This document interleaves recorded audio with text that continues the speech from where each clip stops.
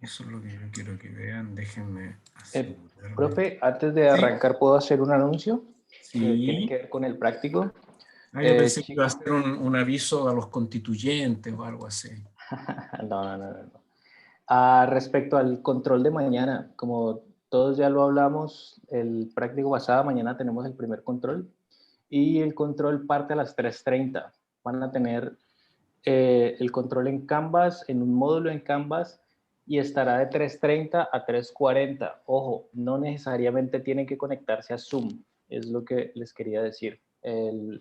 La vez pasada habíamos dicho que tenían que entrar a Zoom. Bueno, no necesariamente tienen que entrar a Zoom. Igual nosotros vamos a estar en Zoom desde unos minutitos antes, así que quienes se quieran conectar, ahí vamos a estar.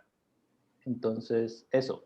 Traten de entrar a las 3:30 porque a las 3:40 el Canvas por defecto les va a cerrar el control. ¿Listo? Es eso. Súper. Gracias. Y también decirles que va a estar súper difícil el control. No, son en general, les recuerdo, los controles, el objetivo es que ustedes miren un poquitito la materia, cosa de que el práctico sea provechoso, ¿ah? Para ustedes. Y que generalmente si hacen eso, mirar un poquitito la materia, les debería ir bien. Así que no se asusten. Tengo una A ver, pregunta. sí. Eh, ¿Ustedes están viendo algo que dice, disculpa, definiciones y conceptos básicos? sí, Ya, ok, dale. sobre el control a mí en general, muchas veces se me cae el internet. Entonces, ¿qué puedo hacer si es que me pasa justo en ese momento? Como, no sé, mandarle un mensaje, como cuál es como el protocolo de cierta forma. Sí, te puedes contactar con nosotros. Igual nosotros en esos casos particulares podemos darle acceso a un solo estudiante que tenga problemas para que podamos como resolver su inconveniente. Ya, muchas Así gracias. que eso, ya como saben, hay varios canales abiertos. No sé si recibieron el mensaje de Álvaro la vez pasada acerca del grupo. Y también creo que podríamos habilitar algún foro en Canvas por si es que tienen alguna pregunta. Igual tienen nuestros correos, o sea, canales de comunicación tenemos todos los que quieran. Súper. Gracias por las consultas también. Ok, la idea entonces es que vamos a repasar un poquitito materia que yo estoy seguro que se les ha olvidado, algunas de las cosas que vieron en los cursos y en muchos casos han aplicado pruebas de estadística, estoy seguro que las han aplicado en los distintos cursos y en seminarios, y es bueno volver a repasar algunas de esas cosas. Ya habíamos hablado de las razones como por qué usamos o necesitamos, pienso yo, en ciencias biológicas y en la mayoría de las ciencias ambientales tener conocimientos de estadística, y para mí son, les contaba la clase pasada, dos razones principales. La primera es el hecho de que la vida es variable y todos los que somos biólogos hemos decidido, creo yo, estudiar biología en gran parte fascinados por esa variabilidad en la naturaleza. Y lo otro es el problema que nuestro conocimiento humano es inherentemente eh, finito y no completo, y nunca lo va a ser, sino que hay una incertidumbre inherente asociada a todo conocimiento humano, particularmente cuando se está en las fronteras del conocimiento y de la ciencia. Y lo que necesitamos nosotros, o lo que nos ayuda estadística, les comentaba, era a manejar y cuantificar esa variabilidad de manera útil y a manejar o cuantificar incertidumbre de tal manera que nos ayude a tomar decisiones, ¿ya? No reducimos la incertidumbre, no nos deshacemos de ella, no hacemos nada mágico, ¿ah? Seguimos igual de ignorantes, de alguna manera, solamente que cuantificamos un poquitito más cuán ignorantes somos respecto a una determinada hipótesis científica o teoría científica. Vimos eso, hablamos un poquitito de teoría de probabilidad, que es la teoría fundamental, no la única en la cual se basa estadística aplicada. viene teoría de error, que tiene paralelismos con teoría de probabilidad, y ahí definimos esos 3 componentes básicos de teoría de probabilidad: el espacio muestreal, la medida de probabilidad y la muestra, ¿no? Y eso tiene un parangón, un símil con estadística aplicada. Y en estadística aplicada ustedes han visto esta definición de la población. Y esa población es el total de observaciones de interés de nuestro estudio. Es el conjunto sobre lo que yo voy a decir algo, ¿okay? En general, la población es en el lenguaje cotidiano, esa población es implícita muchas veces, se refiere en términos muy generales. En estadística nosotros necesitamos definirla. Ejemplo, la población de langostas de Quillón en el verano del 2020. ¿Okay? Yo necesito tener una definición bastante precisa de cuál es la población estadística de interés. Las observaciones son los valores que asume la variable que yo mido en los sujetos de esa población. ¿Okay? Entonces, en términos estrictos, la población no son los sujetos langosta, no son el de que forman parte de este ejemplo, no son exactamente esos sujetos, sino que son la variable que yo mido en ese sujeto. ¿Okay? Entonces, la población en realidad no es la langosta, sino que son datos. ¿Okay? Y esos datos se reflejan en un individuo o una característica que es independiente una de otra. ¿Por qué les hago la diferencia? Porque es posible que una misma población o sector de una población biológica genere más de una población de datos. Y esas distintas poblaciones, por ejemplo, si yo mido distintas variables en los individuos langosta de la población de langostas de Quillón, me conforman distintas poblaciones estadísticas de distintas variables. Esas pueden o no ser entre ellas dependientes o independientes. ¿Ok? Entonces, ojo, las poblaciones a las que nos referimos en realidad se ven así. Esas poblaciones son numeritos, son valores, o son resultados categóricos si es que estamos trabajando con variables categóricas. ¿Qué más? La población, el definir esa población es uno de los pasos más críticos para realizar un buen análisis. Y desde mi punto de vista, de mi experiencia, muchas veces los problemas de aplicación de técnicas estadísticas tienen que ver con la falta de una definición precisa de la población de interés. ¿Okay?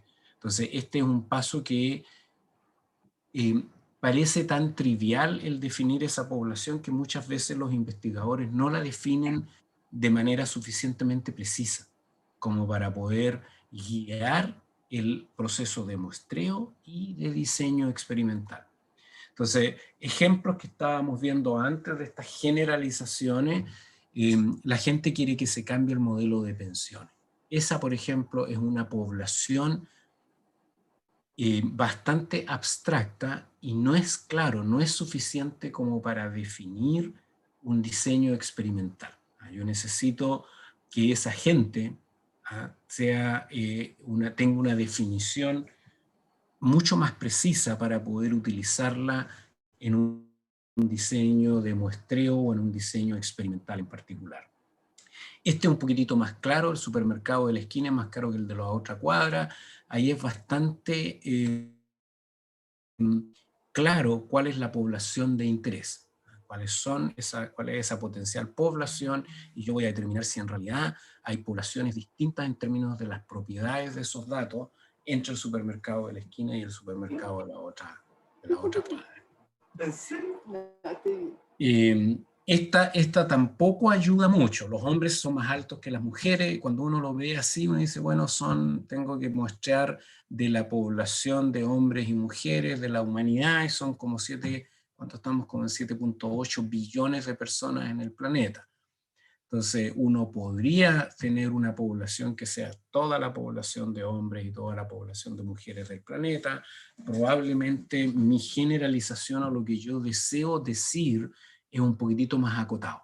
Entonces, no subestimen esta etapa del procedimiento estadístico de realizar un análisis de datos y es preguntarse sobre qué quieren decir algo, cuál es esa población sobre la cual yo voy a decir y concluir algo. Posibles poblaciones de estudio, todos los individuos de esta especie de langosta en África y Asia, o todas las hembras solamente de esas poblaciones y solo en Etiopía, todas las hembras de esa especie que están vivas en el año 2018 y entonces ya no me interesan las anteriores, todos los individuos de la especie que son nacidos en una granja de 1 hectárea de Egipto en la primera semana de enero. Y les doy estos ejemplos porque es obvio y ustedes ya saben, las poblaciones de estadística no se corresponden necesariamente con poblaciones biológicas, ¿ok? Y a pesar de que en general son variables que yo mido en un individuo y cada dato tiene una correspondencia con un individuo, mi población es el dato, no es el individuo. De manera de que yo podría generar más de una población, insisto, de datos con un mismo conjunto de individuos biológicos. Eso. Entonces, todas las conclusiones que yo saco son generalizaciones y que vamos a sacar nosotros en todo el curso, generalizaciones que están restringidas a esa población de interés, la que yo he definido. No puedo decir cosas sobre cosas que yo no he definido, porque significa que no las he muestreado, no las he incluido en mi diseño. Cuestiones súper básicas, diferencia entre censo y muestra. Un censo es cuando uno tiene a todos los individuos de la población de interés, es decir, mi población observada es igual a la población de interés, ¿ok? Y ustedes saben de que incluso cuando uno trata de hacer un censo con algo tan acotado como es los chilenos que forman parte de este país, el último censo fue, ya ni recuerdo cuándo, no es tan fácil. Hubo todo tipo de problemas con el penúltimo, creo, censo que se realizó en Chile, porque incluso teniendo esa población bien definida y potencialmente accesible, muestrear a todos los individuos de la población es casi imposible, incluso en estas condiciones, menos cuando la población de interés son animales, son células, son individuos de una población inaccesible en su totalidad. ¿Qué pasa si nosotros lidiamos con censo? Les pregunto a ustedes, con análisis de varianza, con pruebas de T-Student. ¿Tiene alguna implicancia? Yo en realidad... ¿Perdón? ¿No son necesarias? Son total y absolutamente innecesarias. Así es. Así que si ustedes piensan que van a trabajar con censo el resto de sus carreras, es decir, con toda la población, mejor ahórrense el tiempo y abandonen el cursito, porque el curso este no tiene nada de componente de poblaciones ni de censo. Entonces, todo lo que nosotros vamos a ver no es este caso, es este. Nosotros vamos a ver todo lo que nosotros vamos a ver de técnicas de análisis estadístico, tanto para prueba de hipótesis como para estimación de parámetros, es cuando yo no conozco la población, no conozco los valores de toda la población. Y lo que yo tengo es una muestra. Y a partir de esa muestra de la población, yo voy a querer decir algo sobre toda la población. ¿Ok? De eso se trata el realizar lo que denominamos inferencia estadística. Realizar estimaciones de parámetros o tomar decisiones con muestras de las poblaciones o la población de interés. ¿Okay? Si tuviera acceso a toda la población de interés, pregunta, si yo tengo toda la población de hombres de Chile, toda la población de datos de altura de todos los hombres de Chile del año 2021 y de todas las mujeres de Chile el año 2021. Y los hombres miden en promedio 1 metro, ¿cuánto medirán los hombres en promedio? 1,70 m en promedio de todos. Y las mujeres 1,69 m, supongamos, son bien altas. ¿Son diferentes? Yo no mido 1,70 m, todos los hombres, y las mujeres 1,69 m. Sí, son diferentes y con certeza. Ok, súper bien. No sé quién fue, no alcancé a ver. Yo aquí, Javiera Reynoso. Javiera. Son diferentes por definición. Nuestra definición es que si los hombres miden 1,70 m y las mujeres miden 1,69.9 m, son diferentes por definición, ¿okay? Porque poseen valores de esos parámetros que las definen que no son iguales. ¿Okay?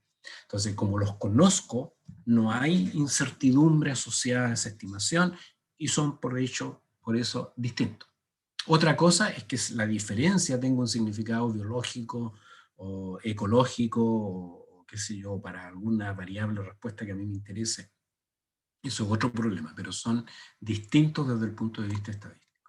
Estas son cuestiones súper obvias, ¿eh? Solo que conviene repasarlo y pensar en estas cosas. Entonces, lo que nosotros hacemos en estadística es a partir de esa muestra inferir atributos de la población. Ok, eso. Inferencia estadística, entonces, es decir algo acerca de la población de interés basado en una muestra de esa población. Si nosotros tenemos una población, por ejemplo, de todos los seres humanos del planeta, muchas veces queremos hacer una inferencia a partir de una muestra de 8 individuos. Y en muchos casos es así de dramático. Yo quiero poder decir algo de toda la población humana a partir de un experimento o a partir de una observación. De manera de que las técnicas que nosotros vamos a aprender, a pesar de que tienen incertidumbre, de que no vamos a tener nunca certeza de los valores de esa población, son súper poderosas.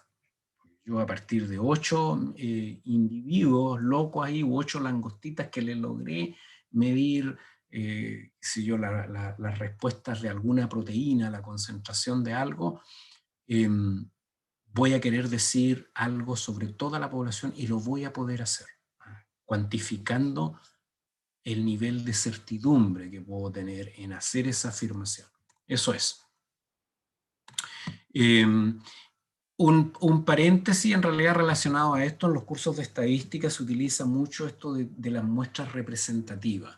Este no es un curso de teoría de muestreo, hay cursos sobre todo en el ámbito de la estimación de tamaños poblacionales para pesquería, en donde se hace mucho trabajo con estimación justamente de tamaños poblacionales, de tamaños corporales, de capacidad reproductiva, etcétera, en donde es importante y hay muchos procedimientos para realizar buenos muestreos de esas poblaciones.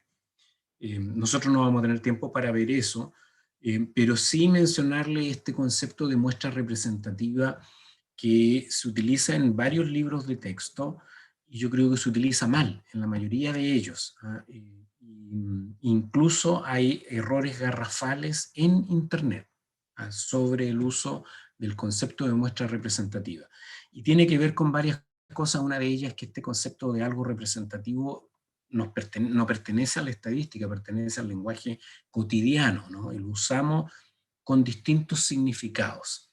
Entonces, en el curso vamos a tratar de evitarlo, solamente para no confundirnos. Es decir, cuando alguien diga una muestra de tal tipo, una muestra representativa, vamos a tratar de evitar eso. Ejemplo de la confusión a que puede llevar. Aquí vienen unos papers o supuestos papers en donde se define, por ejemplo, una muestra representativa. Y dice aquí, una muestra representativa es un subset de la población que busca representar de manera exacta las características de ese grupo más grande. Por ejemplo, una clase de 30 estudiantes con 15 hombres, 15 mujeres, bla, bla. Esto que está aquí abajo, aquí a la izquierda, yo lo saqué también de internet, de papers o documentos que están disponibles, y dice: una muestra representativa representa de manera exacta el atributo de la población. La muestra de la población debe ser representativa. una muestra aleatoria de la población puede ser no representativa. Esto viene de Internet, y si quieren más, pueden ir a Wikipedia, y Wikipedia dice: en estadística, una muestra es un subconjunto de casos o individuos de una población. En diversas aplicaciones interesa que una muestra sea representativa, y para ello debe escogerse una técnica de muestra adecuada que produzca una muestra aleatoria adecuada. Perfecto. Sigue.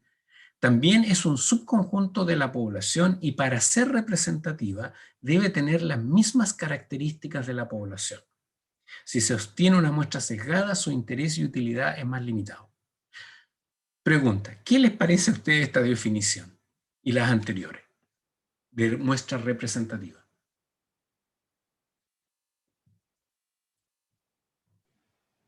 Hay que tener mucho conocimiento de la población antes de tomar una muestra, como para poder... ¿Ya? ¿Algo más? ¿Alguien más dice qué les parece esto de la muestra, esta definición, la que aparece aquí, por ejemplo? ¿Ah? Este Sí, paper eso, aquí yo lo puse como un ejemplo de alguien que escribe un paper de esto en Economics. Escribe un paper y mi recomendación a los autores sería que se fueran a tomar un curso de estadística. Increíble lo que dicen ahí. ¿Qué les parece esta definición de acá? Estaba hablando yo estaba hablando. María Javiera. Lo que estaba diciendo era como, ¿qué iba a decir?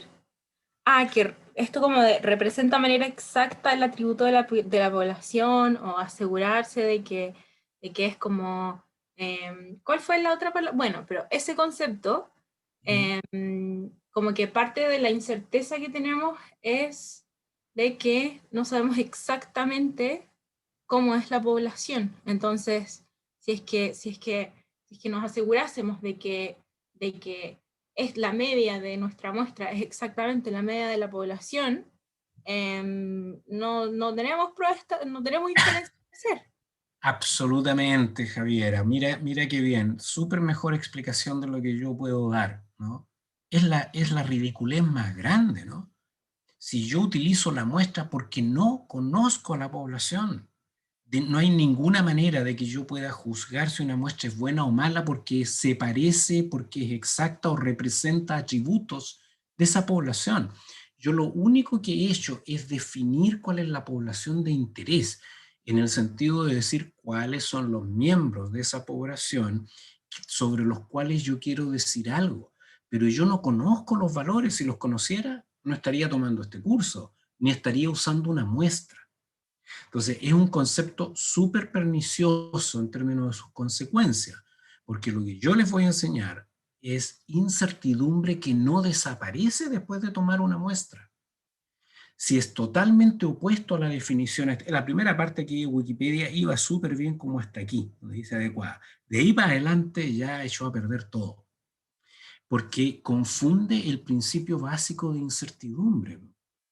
Yo no voy a poder nunca, en biología, en ciencias básicas, poder juzgar si mi muestra realmente representa algún atributo de la población, y va a ser exactamente opuesto. Yo voy a tener que juzgar que esa población tiene atributos parecidos a mi muestra, que es diametralmente opuesto. Ese es el juego de incertidumbre inherente al análisis de datos cuando no los tengo todos. Entonces yo tengo que asegurarme de que mi muestra cumpla con ciertos principios. Uno, aleatoriedad e independencia, que lo mencionan algunos ahí. Y eso es todo. Eso es todo. No puede ser de que, como decía aquí, una muestra aleatoria de la población puede ser no representativa. Falso. Eso significa que la muestra no fue aleatoria. Para ser aleatoria, nosotros vamos a definir que tiene que cumplir con dos principios. ¿Verdad? Que esto hay que tener mucho cuidado cuando uno lee Internet. Primero, que todos y cada uno de los individuos o sujetos que yo he definido que forman parte de esa población tienen que tener igual probabilidad de ser incluidos en mi muestra. ¿Okay? Yo no puedo definir, un ejemplo súper trivial, no puedo definir la población de estudiantes de la Universidad Católica inscritos como estudiantes regulares el año 2021 y decidir medir cierta variable en los estudiantes yéndome al campus Lo Contador, ¿verdad? Yo sé que si voy a Lo Contador, voy a tomar a los estudiantes que están estudiando arquitectura nomás en Lo Contador, nadie más. No puedo decir, y eso es obvio, eso significa no que la muestra aleatoria generó una muestra sesgada que no representa la población que yo definí. Significa que lo hice mal, punto. No garanticé que todos los estudiantes de la universidad que yo definí tengan igual probabilidad de ser incluidos en mi muestra. Para poder garantizar eso, hay circunstancias como este ejemplo de los campos en que yo debo estratificar mi muestreo. Yo debo asegurarme si es que hay una estructura espacial o temporal en donde se ubica mi población, está estructurada en el espacio o en el tiempo, debo asegurarme de usar una estratificación de mi muestreo para garantizar eso, que todos tengan igual probabilidad de ser incluidos. Y lo segundo que debe garantizar un muestreo es que esas observaciones que yo incluyo en mi muestra sean independientes. ¿Ok? Si hay perfecta aleatorización, van a ser independientes. Pero hay muchas circunstancias que violan la completa aleatoriedad y hace que esas muestras sean dependientes. ¿Okay? Ejemplos típicos son los de las encuestas, ¿no? A alguien se le paga para ir a hacer encuestas y se decide tomar una muestra de un cierto número de habitantes.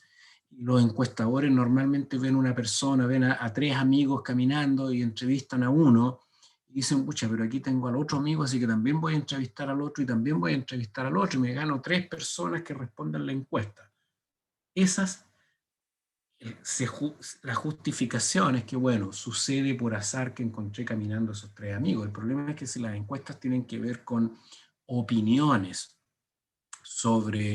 particularmente sobre alguna opinión política, alguna decisión de gustos, no son totalmente independientes, porque las personas que son amigos entre ellos tienden a tener mayor similitud de opinión política, religiosa, de gustos, etc. Entonces es común violar este supuesto de independencia. Entonces en esa encuesta las personas que las hacen deben ser entrenadas. Uno no puede entrevistar a la mamá y después a la hija que iba con la mamá para tener 2 opiniones de la población. Y eso ocurre con frecuencia. O irse, como ponía yo aquí, irse a saber cuál es la opinión de la gente con respecto a las pensiones o con respecto al sueldo mínimo e irse al club de sauna de Zapallar a entrevistar a la gente allí. Porque claramente va a haber un sesgo con respecto a eso, por muy aleatorio que sea al interior del club de sauna. Entonces, eso es todo lo que tenemos. Todo el resto respecto a juzgar si es representativa, si realmente representa los atributos de la población, realmente no tiene cabida y lleva a confusión grande más adelante. Yo voy a juzgar todo a partir de mi muestra. Y de allí que sea tan importante el diseño experimental, el diseño de tratamiento y el diseño de muestreo. Porque es todo lo que yo voy a tener en la mayoría de los casos de nuestras carreras. Es todo lo que voy a tener para tomar decisiones. ¿Okay? Preguntas. Sí, dale. Sobre la estratificación no me quedó claro qué es en verdad, cómo se puede aplicar. Cuando yo tengo, por ejemplo, quiero medir cualquier variable de estudiante a través de encuesta, digamos, que no esté distribuida del listado, porque si yo tengo acceso al listado de estudiantes y alguna variable asociada, selecciono al azar, ¿no? Del listado, que si yo los tengo todos, que va a ser muy difícil. En general, aparte de tener el nombre, el apellido y el root, no hay más información, ni más información que sea legal, por lo menos. Entonces, yo voy a tener que muestrar, pero si estoy interesado en toda esa población que está estructurada en el espacio, en campus, voy a tener que considerar de que no puedo ir a Lo Contador y mostrar el mismo número de estudiantes de los que muestreo en el campus San Joaquín. Porque aquí llevaría eso. Si muestreo 200 estudiantes en San Joaquín y 200 en Lo Contador, ¿cuál es el obvio impacto que tendría? un sesgo positivo, claro, sobre represento, usando la palabrita de nuevo, sobre represento el peso que tienen esos 200 estudiantes de lo contador. Entonces, muestreo estratificado es que yo digo mi población aproximadamente está estructurada de esta manera en el espacio, entonces yo el esfuerzo de muestreo, como se usa en pesquería, lo reparto de manera de abarcar más o menos, no tiene que ser exacto, ¿eh? Pero abarcar más o menos el tamaño de la población, como está distribuido. ¿Sí? ¿Se entiende, Vicente? Sí, sí, Ya. pero eso igual implica como ya tener conocimiento importante sobre la población también. Es que yo por eso tengo que definirla, tengo que definir bien mi población y tengo que saber, al definir la población, tengo que saber cómo está estructurada en el espacio. Si no lo conozco, tengo que o hacer estudios preliminares o redefinir mi población. ¿Okay? Entonces, eso me lleva a tener un diseño apropiado y saber sobre qué concluyo. Por ejemplo, yo digo, mi población está súper estructurada en el espacio, pero no sé dónde, no sé en qué cantidad. Tendré que redefinir mi problema, ¿no? No puedo abordarlo, así de simple.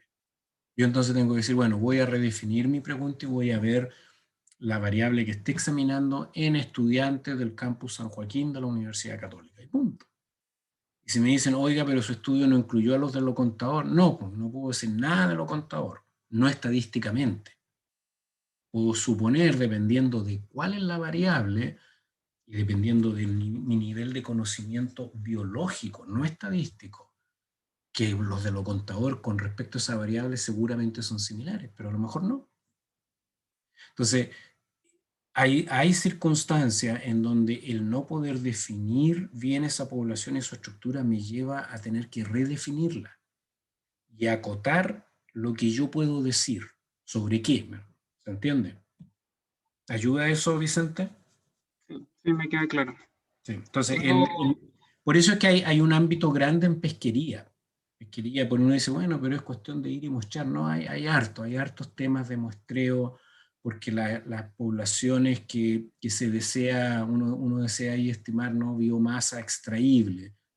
Y en general están estructuradas en el espacio y no es que uno sepa dónde están los campus de la reineta. Uno tiene que hacer estos muestreos científicos preliminares y de allí definir el muestreo. Entonces ahí se usan muestreos preliminares para tratar de determinar el grado de estructuración espacial. Y de allí se define el esfuerzo de muestreo en las distintas subpoblaciones o subunidades. ¿Ok? ya, Algo bien rápido con respecto a asociación espacial, para que vean que esto de la dependencia es algo que siempre ustedes deben tener en mente, no solo en muestreo, pero también en diseño experimental. Pero que en muestreo es particularmente frecuente el violar esta dependencia. Uno de los problemas, por ejemplo, es la asociación espacial de individuos. Entonces, uno tiene que pensar en un muestreo en donde no termine incluyendo a individuos que están todos cercanos espacialmente. Entonces, muchas veces la distribución aleatoria de unidades a ser muestreada, cuando los números son bajos, me lleva a muestrear individuos que son todos dentro de un mismo parche, dentro de una misma grieta, como la foto de la izquierda, o plantas que son muy cercanas, o estructuras espaciales un poquitito más grandes, y resulta que muestré todos los insectos, los mostré dentro del campo que yo tenía definido, lo mostré dentro de ese campo ahí que está en donde hay agricultura y no me quedó ningún insecto para mostrar en el cerro.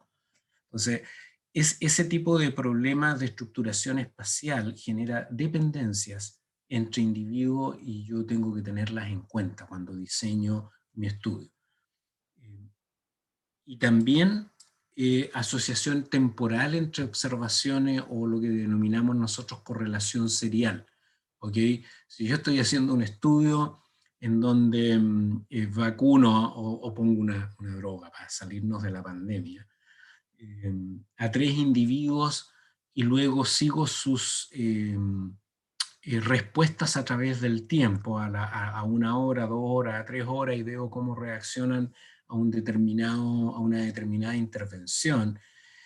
Es obvio de que yo no tengo 9 observaciones con igual nivel de independencia, ¿verdad? Porque tengo 3 individuos que he observado 3 veces. Y es muy posible que Juanito sea más parecido, el Juanito de las 3 horas, a Juanito a las 2 horas y Juanito a la 1 hora. Entonces hay un grado de dependencia al interior de las unidades. Entonces, uno de los conceptos que a veces confunde a los estudiantes es que no hay total independencia o dependencia.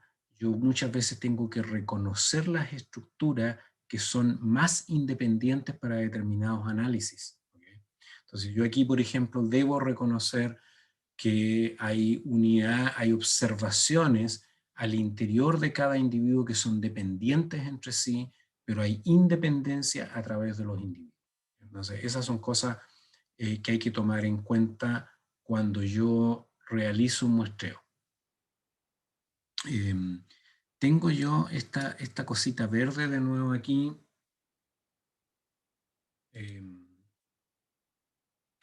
Un tema, pero esto lo vamos a ver más adelante en diseño experimental. ¿Preguntas?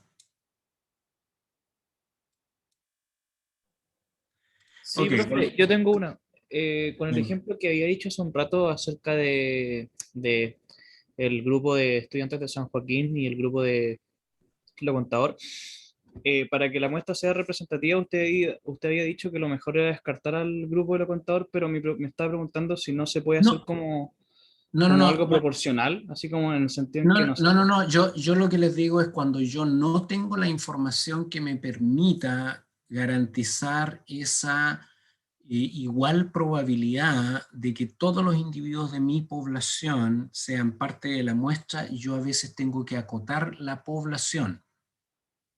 No es que yo diga para ser representativa voy a dejar afuera, no, para tener un estudio en donde yo realmente muestreo esa población y no conozco cómo están estructurados, puedo sencillamente acotarlo a una condición en donde yo sé que puedo obtener un muestreo aleatorio. No sé si se entiende la diferencia, Vicente. Entonces yo Sí. ahora voy, si tú quieres, restrinjo mi estudio. No va a tener la misma generalidad que tiene el estudio de todos los estudiantes de la Universidad Católica, porque yo decidí que no los voy a poder muestrear todos garantizando esa igual probabilidad. Eso es básicamente. ¿Okay? Cuando se hacen todas las encuestas antiguamente se hacían por teléfono, todas. Ahora han cambiado un poco. Pero cuando hacían esas encuestas, acuérdense, muchas veces se decía no reconoce. Si uno le pregunta a las empresas encuestadoras, saben las limitaciones que tienen. O sea, no toda la gente tiene teléfono ni toda la gente responde el teléfono. Y hay sectores que no responden al teléfono y está asociado a ciertas opiniones y responden más o menos. Entonces, hay un sesgo inherente y esos sesgos deben ser reconocidos. En general están cuando dan los resultados de la encuesta, pero los periodistas, lo que aparece en los diarios es como que absolutamente toda la población fue muestreada. Fue muestreada una población que tiene ciertas características nomás. Y sobre esas características yo concluyo cuáles son las opiniones promedio. ¿Sí? ¿Se entiende? Sí, profe. Ah, Muchas gracias. ¿qué era esto? Ya. Eso. Nosotros, otra definición de lo que vamos a hacer, o de inferencia estadística, entonces, aparte de que usamos una muestra para decir algo de una población, es el usar estadígrafos para realizar inferencia sobre parámetros. ¿Okay? Entonces, nosotros vamos a llamar estadígrafos o estadísticos, también ha sido traducido al español, todo lo que yo sí conozco. Entonces, mis estadígrafos son conocidos en la medida de que yo mida la variable en la muestra. ¿Okay? Y vamos a usar esta denominación de letras de nuestro alfabeto para esos estadísticos o estadígrafos. ¿Okay? La media, la desviación estándar, la varianza, el error estándar medido en la muestra es un estadígrafo. Y vamos a decir que esos estadígrafos o estadísticos estiman el valor en la población, que es un parámetro. Entonces, los valores en la población son parámetros y son inamovibles. No son cambiables, no tienen error, como discutíamos antes. Entonces, esos son valores, se dice, paramétricos. El valor paramétrico de la media es mu. El valor paramétrico de la desviación estándar es sigma, el de la varianza sigma cuadrado, el error estándar, etc. Entonces, en estadística, lo que nosotros podemos calcular de la muestra es lo conocido y es un estadígrafo o estadístico. Eso. A ver, un poquitito acerca de distribución de... Interrúmpanme si tienen preguntas, porque vamos a tratar de seguir un poquitito más. Distribución de probabilidades. ¿Ustedes ven un cuadrito verde que me aparece a mí, que a veces aquí en la pantalla que dice admit? Sí, pero se ve negro. Se ve negro, sí, me aparece ahí. ¿Se acuerdan a Jun que veíamos esa cosa? Me aparece igual. Sí, a mí no me sale en este momento, eso sí. No, ahora no está, pero a veces a mí me sale y no puedo ver lo que está abajo. Sí. Bueno, ya, bueno, pero ahí si sigue molestando voy a hacer el otro de compartir no el documento, sino que la pantalla. Mira, ahí viene Pablo Allanos y va a quedar el cuadro cuando lo aceptes, creo yo. Bueno. A ver, un poquitito de distribución de probabilidades. Esto es algo que ustedes saben o deben saber. Una distribución de probabilidad no es más, o de densidad de probabilidad, no es más que aquella distribución de valores que yo espero que ocurran por simple azar, ¿ok? Entonces, una distribución de probabilidad me da precisamente eso, la probabilidad de que ocurra un valor, y nosotros en lo que nosotros hacemos de estadística lo vamos a igualar a su frecuencia. Entonces uno puede decir, la distribución de probabilidad me dice la frecuencia con que ocurre un determinado resultado en una muestra de una población. Cuando vimos antes yo les decía la medida de probabilidad. Eso es una distribución de probabilidad. Puede ser otra medida en estadística bayesiana, pero esta es una distribución. Ejemplo, la distribución binomial. La distribución binomial es la probabilidad de eventos de tipo Bernoulli, eventos que ocurren con signo, cara, sello, hombre, mujer en una determinada población. Y eso está bastante bien caracterizado y aquí vamos a leer nosotros, esto es la probabilidad de que mi resultado X igual a un cierto valor, es decir, es un resultado en particular, o si ustedes quieren, una realización de un evento, ¿okay? Es un evento en particular. Y yo digo, yo a partir de esa distribución de probabilidad, entonces yo puedo calcular la probabilidad de un evento o de un conjunto de eventos en particular. Y esto es la probabilidad de que X sea igual a un cierto número, ¿ok? Está dado, ese símbolo recuerden ustedes, dado la probabilidad de ese resultado en particular en la población y el tamaño muestral. Y eso tiene esta forma que para ustedes probablemente ya es bastante familiar. ¿Recuerdan ustedes qué es esto? N sobre K.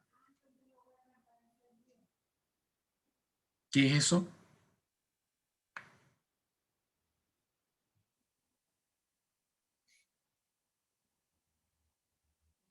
¿No? ¿Cri-cri? ¿Combinatoria? Una combinatoria. ¿Okay? Entonces, estas son las combinatorias, y recuerden, la solución a la combinatoria es n factorial sobre k factorial por n menos k factorial. ¿Sí? Entonces, esa es la combinatoria y luego la fórmula de las probabilidades. Esto Pascal se lo solucionó para no tener que doblar toda la fórmula y expandió ese binomio que es el triángulo de Pascal. ¿Qué quiere decir? Que yo, si puedo asumir que mi variable medida tiene una distribución binomial, yo digo, por simple azar, esta es la probabilidad de obtener tal valor. ¿Ok? Eso es lo que hacen las distribuciones de probabilidad. O puedo integrar y decir, esta es la probabilidad de obtener un valor igual o mayor que este. ¿Okay? Y eso es lo que hacemos en prueba de hipótesis que vamos a repasar enseguida. La distribución de Poisson, ustedes probablemente también la han visto. representa la probabilidad de eventos discretos, son eventos de conteo. Yo cuento algo que no ocurre en fracciones, en partes. Entonces son conteos, por ejemplo, de individuos, conteos de eventos que ocurren en un determinado lugar. Y se cuenta el número de esos individuos o eventos que ocurren en un espacio definido o en un tiempo definido. Y eso tiene una distribución en particular que se denomina distribución de Poisson, en honor al matemático, y que tienen la propiedad de que la distribución está dada por este parámetro lambda, y lambda en las distribuciones de Poisson es la media y la varianza, es decir, la media y la varianza son iguales en las distribuciones de Poisson. Súper útil para varias variables respuestas que son de interés en biología. Cuidado, que la distribución de Poisson, como les digo, son los números. O sea, yo tengo que estar interesado en hacer predicciones y análisis del número, no del número dividido por unidad de área, que es densidad, y entonces se me va a transformar en una variable que tiene valores en fracciones, en decimales. Ahí no la voy a poder analizar con una distribución de tipo Poisson. Y la famosa distribución normal. Entonces la distribución normal es otra distribución de densidad de probabilidad. Y estas distribuciones son de densidad de probabilidad por eventos que